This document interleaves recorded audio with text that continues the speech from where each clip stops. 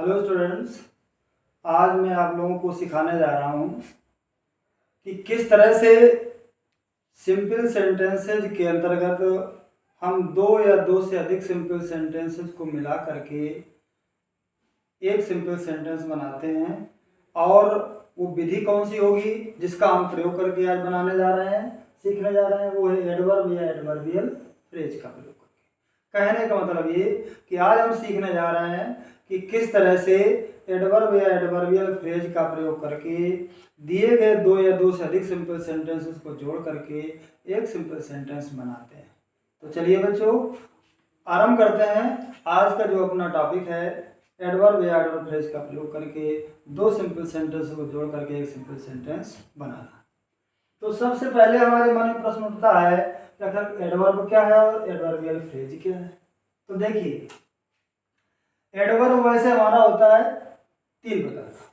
सबसे पहले adverb is that word which modifies all part of speech except a noun, pronoun और interjection, है ना। अर्थात कहने का मतलब ये कि जो शब्द नाउन, प्रोनाउन और इंटरजेक्शन को छोड़ करके शेष पार्ट ऑफ की विशेषता बतलाते हैं उनको हम क्या कहते हैं, एडवर्ब। अच्छा, अब एडवर्ब कितने प्रकार का होता है? तीन प्रकार का। इसी को हम यूं भी कह सकते हैं कि एडवर्ब एड प्लस वर्ब बराबर क्या हो गया, एडवर्ब। अर्थात एड मीन्स वृद्धि करना, वर्ब मीन्स क्रिया। जो शब्द क्रिया के अर्थ में वृद्धि करते हैं उन्हें हम क्रिया विशेषण कहते हैं, जो शब्द क्रिया की विशेषता बताते हैं उनको हम क्रिया विशेषण कहते हैं। तो इस पर हमें ध्यान देना है कि जो शब्द क्रिया की विशेषता बतलाते हैं उनको हम क्रिया विशेषण कहते हैं। अब ये हमारा तीन प्रकार का होता है। क्या प्रकार का होता है? तीन। सिंपल एडवर्ब, रिलेटिव एडवर्ब और इंटररोगेटिव एडवर्ब। तो इस टॉपिक के अंदर हम लोग पढ़ने जा रहे हैं सिंपल एडवर्ब। और सिंपल एडवर्ब में होता है simple adverb of manner. Simple adverb of manner. तो भाई मैनर क्या हो गया? ढंग या तरीका। तो जो एडवर्ब वर्ब का काम करने का ढंग या तरीका बताते हैं उनको हम सिंपल एडवर्ब ऑफ मैनर कहते हैं। इसको हमें ध्यान देना है कि जो एडवर्ब वर्ब का, भाई वर्ब की विशेषता बताते हैं उन्हीं को एडवर्ब कहते हैं। तो अब इसमें पढ़ने जा रहे हैं हम लोग सिंपल एडवर्ब ऑफ मैनर। तो जो एडवर्ब क्रिया का कार्य करने का ढंग या तरीका बताते हैं उनको हम जो है एडवर्ब ऑफ मैनर कहते हैं, सिंपल एडवर्ब ऑफ मैनर कहते हैं। अब ये जो हमारे एडवर्ब होते हैं ये जो है एडजेक्टिव में यल वाले जोड़ने से बनते हैं। अधिकांशतया, हम ये नहीं कहते पूरे, लेकिन अधिकांशतया जो है ये एडजेक्टिव में यल वाले जोड़ने से बनते हैं। तो अभी हमने क्या क्या सीखा? एडवर्ब क्या है और एडवर्ब कितने प्रकार का होता है। इसके बाद कौन से एडवर्ब के अंदर हम लोग पढ़ने जा रहे हैं। तो हमें इसमें कौन सा पढ़ने जा रहे हैं? Simple adverb of manner. ये हो गया हमारा एडवर्ब। आप कह रहे हैं एडवर्बियल फ्रेज। तो भाई एडवर्ब फ्रेज क्या होता है?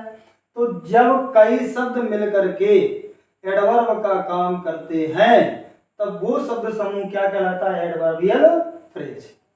जब कई शब्द मिल करके एडवर्ब का कार्य करते हैं तब वह शब्द समूह हमारा एडवर्बियल फ्रेज कहलाता है। अब देखिए, जो हमारा एडवर्ब है जिसे हम जो है कैसे जोड़ रहे थे? एडजेक्टिव में यल वाई जोड़ने से, है ना। तो कह रहा है कि एडवर्ब जो हमारा है उसको हम सेंटेंस के आरंभ में या अंत में कहीं भी जोड़ सकते हैं।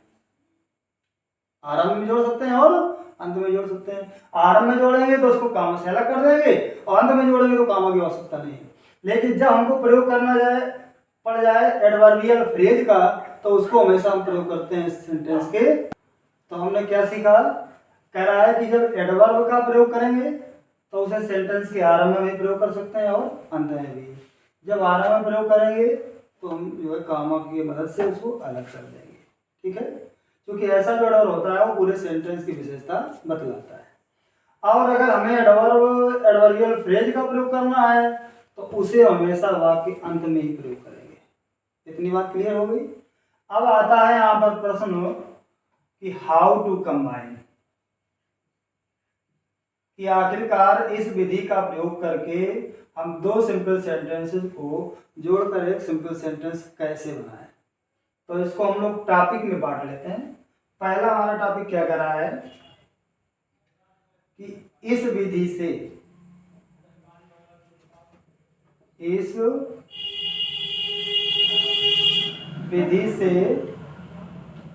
दो सेंटेंसेज को तब जोड़ते हैं जब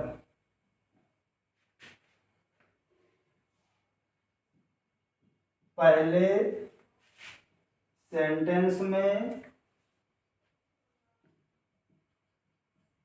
होने वाले कार्य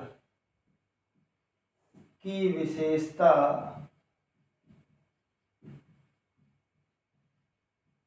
दूसरे सेंटेंस में आए हुए एडजेक्टिव के द्वारा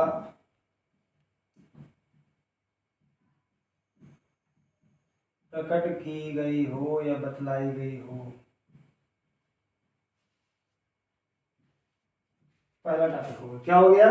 इस विधि से दो सेंटेंसेस को तब जोड़ते हैं जब पहले सेंटेंस में होने वाले कार्य की विशेषता अर्थात वर्ब जो पहले सेंटेंस जो आई होगी उसकी विशेषता दूसरे सेंटेंस में आए हुए एडजेक्टिव के द्वारा प्रकट की गई। अतः दूसरा पॉइंट, अतः जो एडजेक्टिव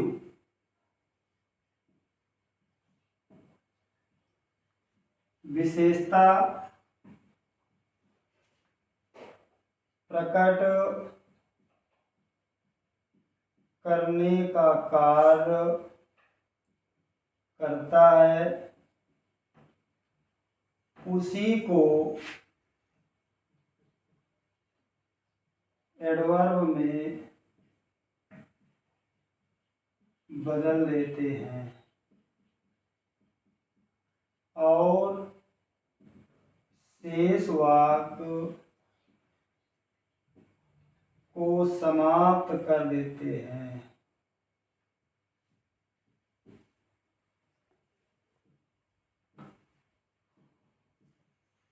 अगला पॉइंट क्या कह रहा है? एडवर्ब का प्रयोग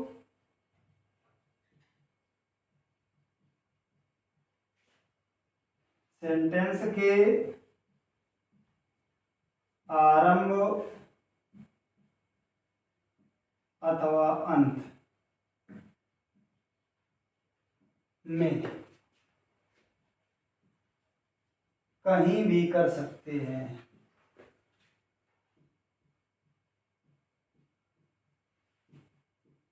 किंतु एडवर्बियल फ्रेज का प्रयोग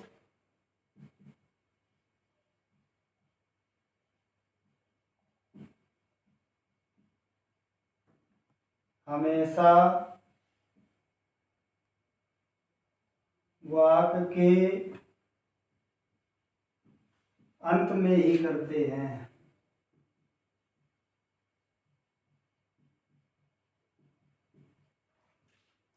तो ये हो गया हमारे पॉइंट।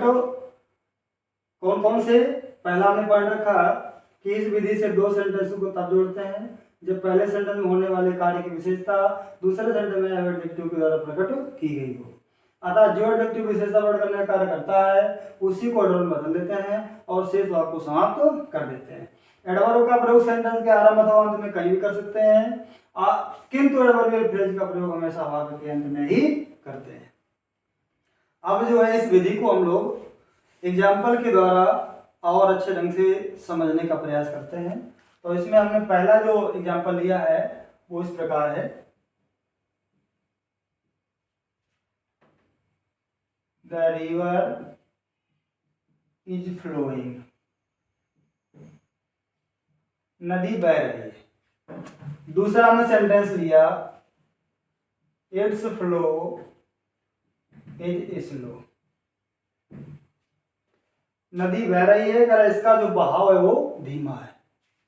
तो भाई देखिए इसमें क्या हुआ है स्लो, जो कि एक एडजेक्टिव है। तो हमने कहा कि पहले सेंटेंस में कोई कार्य हो रहा है और दूसरे में ऐसा एडजेक्टिव आया है जो इस वर्ब को, और वर्ब की हो ही नहीं, समझो पूरे सेंटेंस को क्या कर रहा है, मॉडिफाई कर रहा है।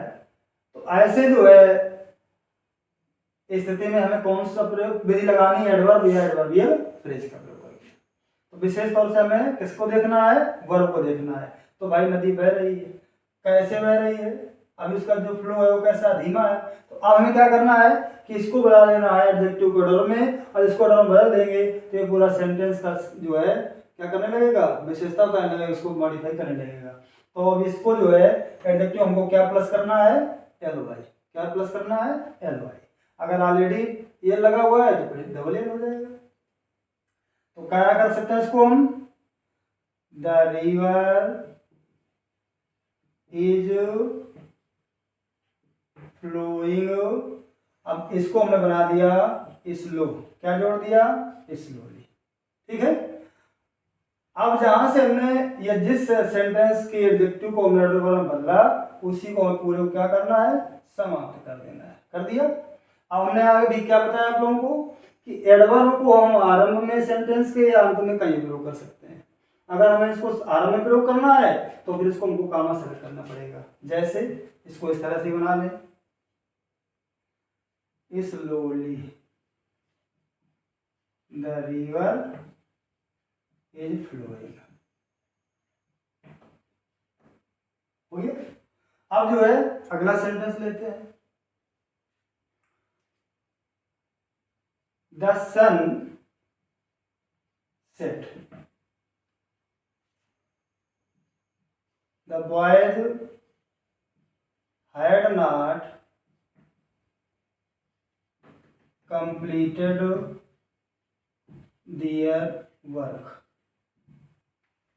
सूरज अस्त हो गया था और लड़के अपना काम पूरा नहीं कर पाए थे, ठीक है।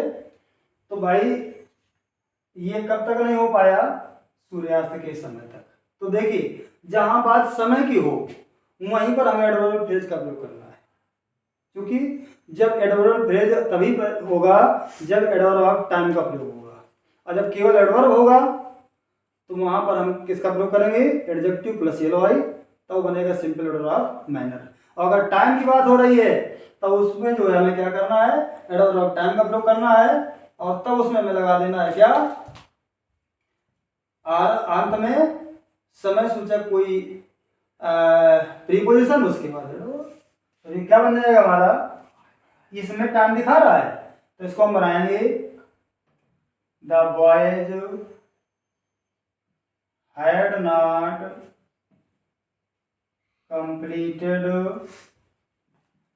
दियर वर्क, कब तक, सूर्यास्त के समय तक।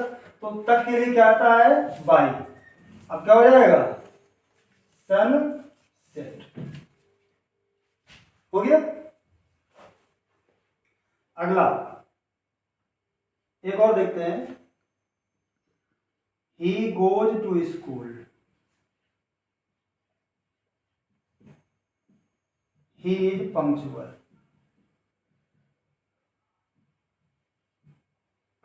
वह स्कूल जाता है, वह पंक्चुअल है, वो समय का पाबंद है।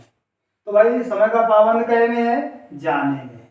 तो ये जो वर्ड है हमारा, इसकी वर्ड की विशेषता बता रहा है, तो हमें इस एडजेक्टिव क्या करना है, इसमें एल वाई जोड़ देना है। तो जब इसमें एल वाई जोड़ देंगे तो क्या हो जाएगा, डब्ल्यू वाई, और यहीं से हम इसको क्या करते हैं, इसको हटा देंगे और इसमें हमें क्या जोड़ देना है, एल वाई। तो बन गया हमारा।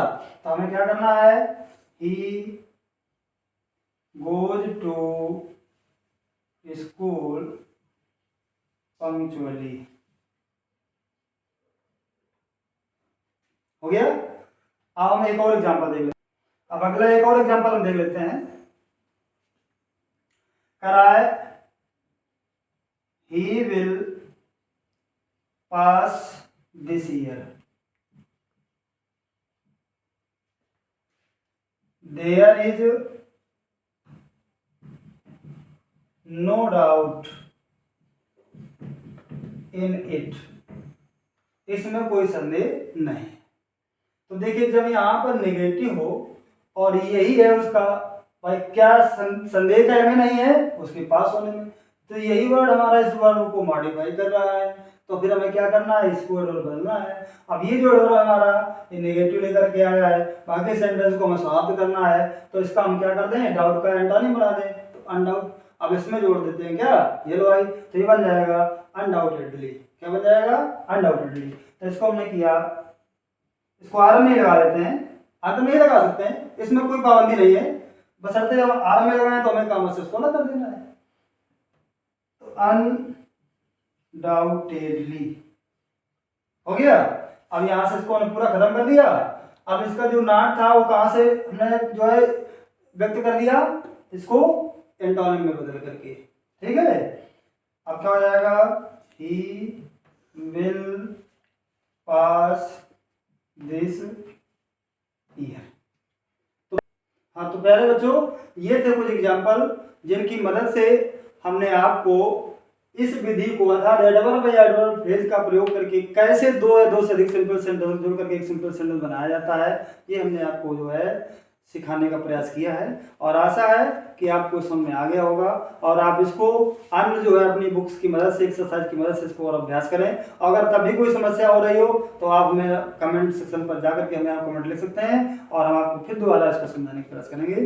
तो आशा है कि आपको आज का वीडियो अच्छा लगा होगा, और अगर अच्छा लगा हो तो इसको लाइक और सब्सक्राइब करना न भूलें। Thanks for watching this video.